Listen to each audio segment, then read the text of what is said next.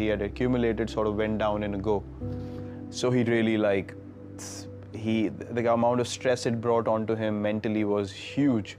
So he had a stroke, he had a clot form in his brain, and I was coming back from practice, and I reached the house, and then my cousin's sister was there, and I asked her where everyone is, and she's like, no, they've just gone for a regular checkup. So I asked her where they are. She told me at this place, and I was like, take me there. So we went there, and then I saw him, in a situation that I'd never seen him before.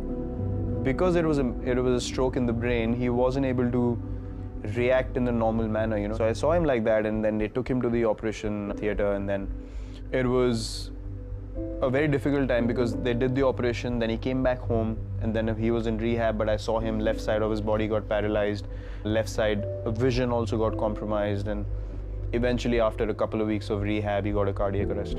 Actually, I was playing a game, and we were playing one of these 4-day games, which used to happen at the first class level, and I was supposed to resume batting the next day. And this happened around 2:30 or 3 in the morning. And we all woke up and we had no idea what to do, and he was gone by the time we woke up, and I literally saw him take his last breath in front of me. And I tried to pump his chest and all that, nothing worked.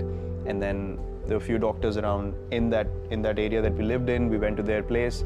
No one opened the door because it was 3 in the morning. We couldn't get any response, and then we drove him to the hospital. But by the time they tried electric shocks and everything, all those kind of things, but nothing worked. He couldn't recover at all. So my sister and my brother and my mother, they all broke down, and funnily enough, I couldn't cry at all. There was no emotion coming out of me, and I just became blank. I couldn't register what just happened. And then I called my coach in the morning, and I told him what had happened, and then he asked me, what do you want to do? I said, I want to go and play. For me, leaving a cricket match was something which was not acceptable, regardless of what happened in life. Not going to a match was not an option I ever had, or I couldn't register that option in my mind. So I left the house. I hadn't cried at all, nothing, no emotion, and my family was actually feeling a bit nervous looking at me because I was showing no emotion, and everyone was crying, and they were emotional. And then I went to the game, and I picked up a friend of mine again, and I told him what had happened. He thought I was joking, he didn't believe me. We kept going, we reached the stadium, and when we reached the stadium and I sat in the change room, and he told everyone what had happened. So when everyone came around me to tell me, we're sorry for you, and that's the time I really broke down, and that's the time all that emotion came out, and I don't know why. I was upset because the umpire in the game made a wrong decision, and he gave me out when I wasn't out.